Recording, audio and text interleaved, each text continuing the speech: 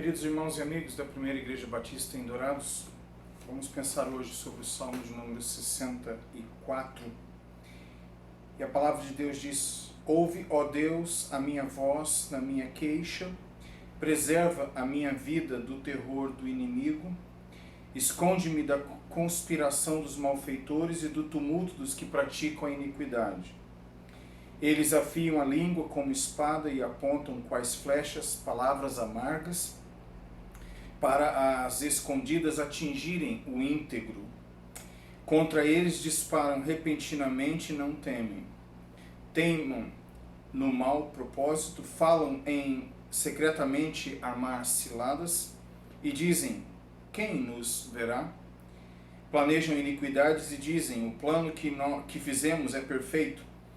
Os pensamentos e o coração de cada um deles são um abismo.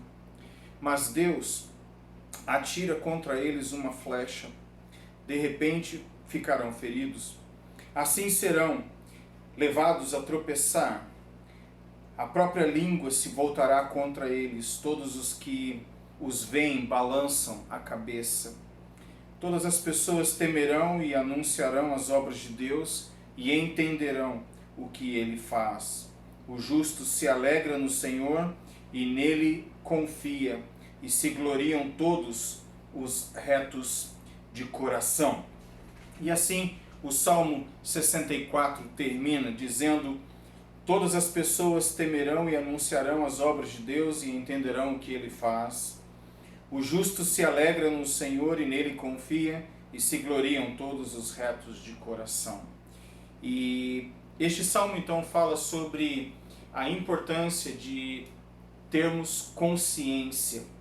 E uma pessoa consciente, uma pessoa embasada em fatos, em convicções, em experiências, ela dificilmente é movida da sua posição por meros argumentos ou modismos que vêm e vão. Elas não são levadas facilmente por aquilo que a Bíblia chama de ventos de doutrina, ora aqui, ora lá, ora acolá.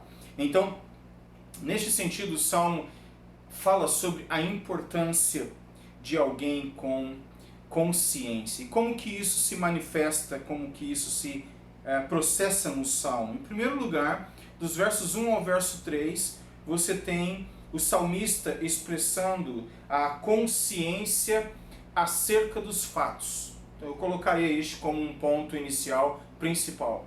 Consciente dos fatos. E é importante que nós busquemos isto na vida. Consciência de fatos. Dos versos 4 ao verso 6, o salmista fala sobre ser consciente dos planos. E depois, dos versos 7 ao verso 10, o salmista fala sobre ser consciente dos recursos. Então, você tem neste salmo esta importante realidade da vida, que é o ser consciente, ser uma pessoa informada, ser uma pessoa cuja vida, plano de ação, convicções, doutrina estejam embasadas em fato e não meramente em suposições, em argumentos que não têm base na realidade e na história. E indivíduos, eles informados dos fatos, eles obviamente reagem à vida, às provocações da vida de uma maneira muito mais sóbria. Pelo menos esta é uma tendência em princípio. E o que eu vejo aqui é o Salmo incentivando minha vida e sua vida a termos uma boa análise, um bom entendimento daquilo que compõe a nossa existência. Então, em primeiro lugar, o salmista é uma pessoa consciente dos fatos. Dos versos 1 ao verso 3, ele fala sobre a sua realidade, ele queixa, ele fala do inimigo, ele fala daqueles que conspiram nos bastidores, que tentam derrubá-lo por meio de práticas iníquas. Eles falam, eles promovem reputações que não são fidedignas, e assim eles promovem ou tentam fazer com que essa pessoa seja então colocada por terra. O salmista entende isto. E quando eu e você entendemos isto, é muito mais provável que tenhamos uma reação positiva e abençoadora diante desses fatos que nós tomamos conhecimento. Dos versos 4 ao verso 6, como eu disse anteriormente, o salmista é consciente dos planos. Aqui, planos que não são bons, planos que são ruins, que são maquiavélicos, feitos nos bastidores, em meio a uma tendência, uma tentativa de traição. E assim ele vai do verso 4 ao verso 6, descrevendo, por exemplo, no verso 6, planejam iniquidade, dizem, o plano que fizemos é perfeito, os pensamentos e o coração de cada um deles são um abismo. Então, ele está consciente dos planos que estão articulando contra ele. E isto faz então com que a vida tenha uma resposta mais objetiva, mais concreta. E como é importante que nós tenhamos esta sobriedade de analisarmos o que está acontecendo ao nosso redor, acumularmos informação e fazermos decisões corretas. E a decisão dele é de estar consciente dos recursos que, em meio a esses planos maldosos contra ele, em meio aos fatos que confirmam que esses planos serão executados e estão sendo colocados em execução, existe a consciência final positiva de que os recursos divinos estão à disposição. Verso 7 ao verso 10, mas Deus atira contra eles uma flecha, de repente cairão feridos, ficarão feridos, assim serão levados a tropeçar, a própria língua se voltará contra eles, todos os que os veem balançam a cabeça. E aí o Salmo termina ainda de uma forma muito mais positiva, dizendo, todas as pessoas temerão e anunciarão as obras de Deus e entenderão o que Ele faz. É verdade que em alguns momentos da vida, em muitos momentos da vida, nós não entendemos todas as coisas. E, num certo sentido, eu diria que é até bom que não saibamos de todas as coisas, de tudo aquilo que acontece nos bastidores, de tudo aquilo que pode ou não acontecer com as nossas vidas no futuro. Imagine se nós tivéssemos um conhecimento perfeito de como seria o nosso fim.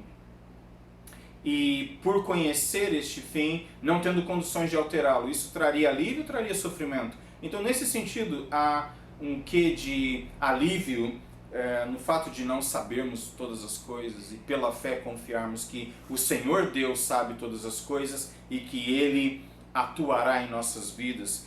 Verso 9, todas as pessoas temerão e anunciarão as obras de Deus e entenderão o que Ele faz. Eu posso não entender agora, mas um dia entenderei pela fé e a paciência em Deus. O justo se alegra no Senhor e nele confia, e se gloriam todos os retos de coração. Eu posso não entender, mas isto não impede que eu me alegre. Isso não impede que eu, em meio a toda esta conspiração que me cerca, viva uma vida feliz, gloriando-me no Senhor Deus Trino de Israel, meu Senhor e meu Salvador. Bertrand Russell, para nós caminharmos para o fim, filósofo e matemático britânico, que faleceu em 1970 com a idade de 97 anos. Numa das suas últimas entrevistas, ele foi questionado: o que o senhor deixaria como uma orientação para futuras gerações? Supondo que alguém ouvisse essa entrevista em 1000 anos, quais seriam as suas orientações, as suas dicas para as futuras gerações? E ele disse duas coisas. Primeiro, procurem estabelecer em suas vidas os fatos. Procurem estabelecer, identificar e embasar a sua filosofia, a sua teoria de vida, as suas convicções em fatos. Em segundo lugar, eu diria que amem o próximo e usem o amor como o instrumento de significação para a existência humana. E eu acredito que isso seja fascinante vindo dos lábios de um filósofo como Bertrand Russell, e dizer que a vida deve ser embasada em fatos e dizer que estes fatos devem ser experimentados vividos, praticados em amor, é algo que realmente chama a atenção, especialmente vindo das palavras de um filósofo e matemático como ele. Eu posso não saber todas as coisas, mas Deus conhece. E nós cremos no Deus Trino Soberano, que é onisciente, onipotente e onipresente. Ele sabe todas as coisas, ele conhece o fim desde o começo desde o fim, conforme diz o profeta Isaías. E ele então tem condições de administrar a minha vida e a sua vida.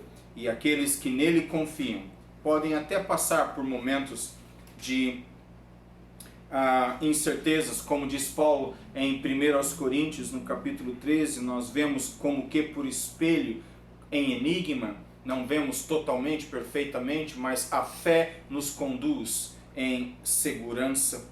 Em João capítulo 2, eu gostaria de ler o verso 25, com ele nós terminamos.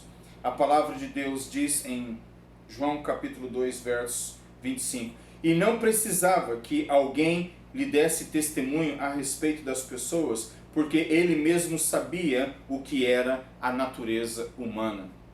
E o Senhor Jesus Cristo sabe o que é a natureza da história, bem como aquilo que se passa nos corações dos seres humanos. Então nisto descansemos, no fato de que os retos, eles se alegrarão e no Senhor Deus Trino de Israel se gloriarão, porque eles entenderão um dia as obras do Senhor. E enquanto nós não entendemos tudo, que nós tenhamos paz de espírito, que nós tenhamos convicção de que o Senhor está no controle e trabalhará a fim de que todos os seus decretos eternos cheguem a um cumprimento, e isto para o benefício do seu povo e para a salvação de muitos. Que Deus te abençoe, que Deus te dê um dia cheio da confiança de que você sabe o suficiente para viver uma vida hoje feliz, uma vida repleta da alegria, da justiça do Senhor e cheia de esperança. Que Deus te abençoe